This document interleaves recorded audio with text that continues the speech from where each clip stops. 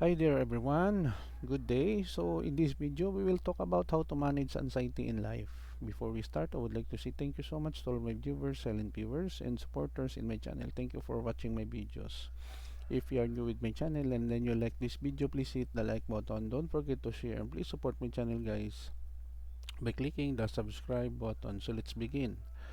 How to manage anxiety in life. Managing anxiety is an important skill that can be significantly improve your overall well-being. Keep in mind that while these strategies can be helpful, they may not be substitute to a professional medical advice. If your anxiety is severe or persistent, consider seeking help from a mental health professional.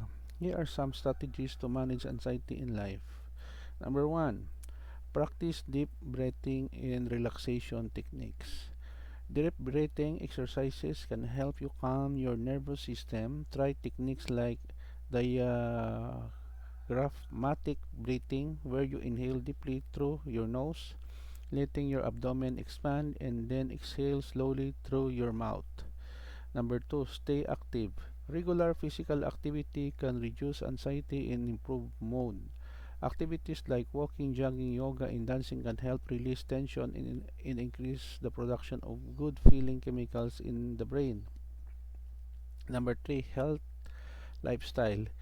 Eat a balanced diet rich in whole foods. Certain nutrients can impact mood and anxiety. Limit or avoid caffeine or alcohol as they exacerbate anxiety. Number 4, mindfulness and meditation. Mindfulness techniques and meditation can help you stay present and reduce the focus of anxious thoughts.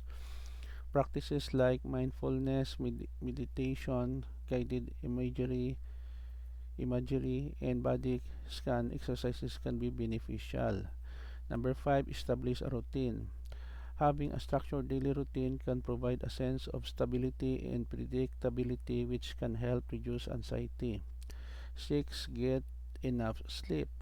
Prioritize getting sufficient and quality sleep. Lack of sleep can worsen anxiety, so create a sleep friendly environment and establish a consistent sleep schedule. Number 7, limit exposure to stressors. Identify triggers that worsen your anxiety and try to minimize exposure to them. This could include avoid certain people, situations, or environments that contribute to your anxiety. Number 8, challenge negative thoughts. Practice cognitive restructuring by challenging negative and irrational thoughts that contribute to anxiety. Replace them with more realistic and positive thoughts.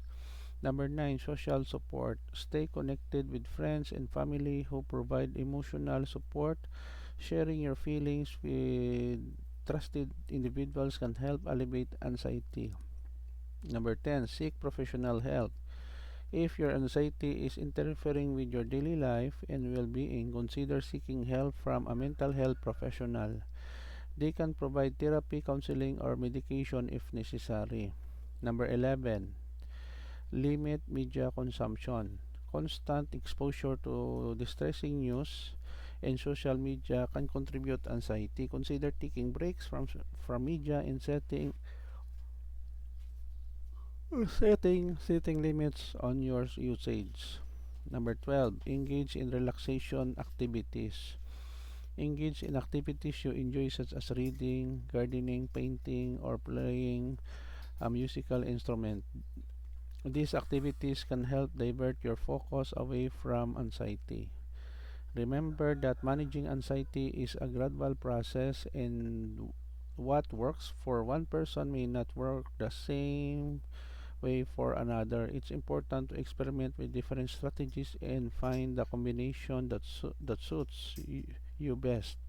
If your anxiety is severe or persistent, consult a mental health professional is highly recommended. Okay guys, so this is the end of my report. Tips on how to manage anxiety in life. Thank you so much for watching. I hope that you have learned something new in this video. Don't forget to like, share, and please support my channel guys if you are new by clicking the subscribe button. See you in the next video tutorial, guys. This is your friend Jake saying bye bye for now.